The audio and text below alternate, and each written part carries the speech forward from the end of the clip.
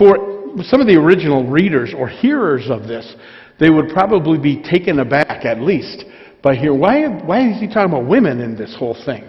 Because remember, the status or role of women back then was, they utilized them, if you will, but they didn't give them credit, that's for sure, because again, they had a different status.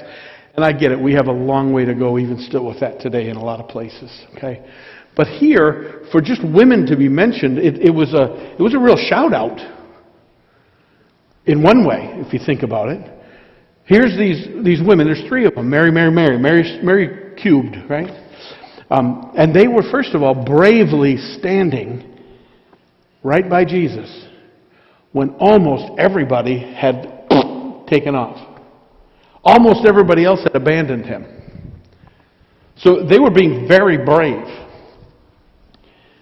And can it be there, these words, maybe to stand as a reminder of the significant and oftentimes brave roles that women have played in ministry? And I don't mean just as pastors, but I mean in ministry in general. Think about it, if you look around most churches, this actually is pretty well represented. We got a nice mix of male and female here. But most churches are somewhere around 70%, mainline churches, 70% female or more in average attendance. Because guys, what happens? A lot of times the faith and the passing on of the faith falls to whom? The moms, the women.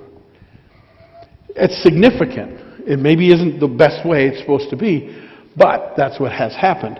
But the other thing about it is oftentimes women provided all kinds of other support for ministry. Think about it. Back in Jesus' day, and the Apostle Paul, and the early church in general, it was often women that provided financially for their ministries.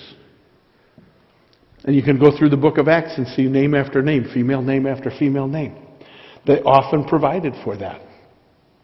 And it's interesting that, that's a significant piece, because even now, I know some people think that the church magically doesn't have to pay bills and we don't really need money, and if whatever. But no, it costs money, significant money, to do ministry.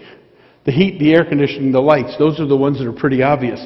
If you want to ever, come when the utility bill is due, and when poor Peg gets that utility bill and you hear an audible gasp, the curtains in the office move because it's so expensive. It doesn't come for free. So that's a really important part for all of us to remember. But also, what else did women oftentimes do? They broke down barriers. The Samaritan woman at the well broke down barriers. And Jesus utilized and used, and I don't want to say he used them because that doesn't come out right, but he oftentimes proved points and made points through women who a lot of other people discounted. Most other people discounted, yet he pushed through and gave them a place of prominence. It was women who were the first ones to find the empty tomb, wasn't it? Because where were all the guys? Anybody remember the story? Where were the guys? Yeah, exactly, cowering and hiding. Yeah. And the women, well, they were the first ones to go to the tomb. It's often women who are the first ones to reach out. Anyway, there's a whole lot of other things. And they were the first to experience the risen Christ. Here are these three brave women, unafraid, undeterred. And I can't really say they were unafraid. Maybe they were afraid. But they weren't so afraid that they didn't do what they did, right? They were undeterred. That's a better word. Even by the horror of the scene that was going on right there at the cross. We clean Jesus up a lot on the cross. Some of the crosses are a little more accurate. The crucifixions, you'll see like a cut in his side with a little trickle.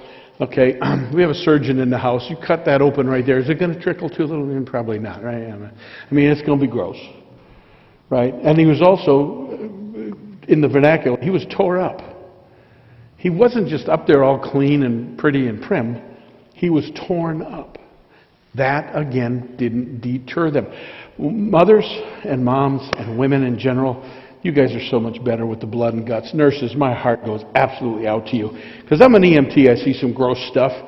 But you know what? When it's really, really gross, you know what we do? How do I want to say this? When there's what we call a code brown. You know what that is. What do we do in the ambulance? Wrap them up with a whole bunch of blankets, take them to the hospital, and guess who cleans them up? Not us. So what I'm getting at is they do more than their part sometimes. Let me move on. I think I've made that point. The second thing about these words, again, maybe we brushed right by them, but they are a reminder of the immeasurable part Mary, Jesus' mother, played in bringing the Savior to the world. They are a reminder. Before Christmas, on Advent, we read a lot of times about the pronouncement of Jesus coming and about Mary going to be expecting child. And we make an appropriately big deal, I think, of Mary's faithfulness and submission to God when he said, you are going to be with child, and it's going to be my child, and you're going to play a huge part in that. And then we have Mary's Magnificat. If you're a Roman Catholic, you particularly put a lot of emphasis on that. But if you think about it, I mean, it was a huge example. Joseph was too, but Mary's was really a significant, intimate, very personal. How do you get more personal than carrying a child for God? What a powerful part that she played in that. The greatness and example of Mary, and it's a reminder of her original faithfulness, her original submission, but also, I thought my emergency thing was going off there for a minute because it was the same thing. Do you want me to go to this mic, Johnny, or are we doing okay? We're doing okay. To provide this responsibility, but the faithfulness to Jesus, obviously to the very end. Okay, very powerful. In the face of ridicule would have been the lightest thing. In the face of pain, I can't imagine what she felt watching her offspring, her child, her son, go through this thing.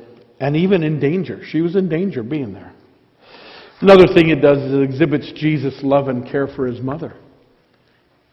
I think it puts us a little bit more in touch with the human side of Jesus. I think we have two basic dangers following Jesus. One of them is treating Jesus too familiar. Gentle Jesus, meek and mild, my pal, friend of sinners. And all those things are true. But sometimes we just kind of cheapen it, like, yeah, Jesus and I, yeah, well, we're buds. Yeah, we're cool. And the danger there is that we can forget that we're supposed to have a healthy respect, fear of God. That's Jesus. That's the co-creator of the world. No, the creator of the world. Everything that ever has been made, and eternally, in both directions, Jesus has been there. We can never forget that transcendence, that immensity, that almighty, omnipotent, powerful God. And sometimes we kind of cheapen that. We get too familiar. That's a danger. But the second danger, I think, is the opposite of that, is God just stays way out there. And there's no intimacy. There's no closeness. And some people, it's maybe more comfortable, I guess, for us to say the God out there, that big God, that huge creator, but they forget that he's interested in our lives and hearts today. And this is a good reminder, I think, of that. Here's a guy who loved his mom. Geez, who doesn't love their mom? Show me a guy who doesn't love their mom, and I'll show a guy that's got some serious flaws. Now, I get it. Not all moms are perfect. So maybe I came on too strong with that. It wasn't in my notes. Don't hold it against me. But I get it. Not all parents are perfect. But this was a healthy and appropriate love. I've been blessed. My mom died when I was 15. There was no one more important even to this day. But I've had a second mom for longer than my first mom. How long has it been? 34 years now, hasn't it, Elfie? And when someone, I don't know, it's just appropriate to me. It shows the healthy human side of Jesus, that he loves his mom. He honored and loved her. Enough so to say, I need to make sure you're taken care of. At the very hardest time of his life, he's almost dead. He's been beaten. He's been gone through all this stuff. I don't need to go into the details. He's in an excruciating place. And who did he think about? Himself? No. Thought about his mother. I need to make sure she's cared for.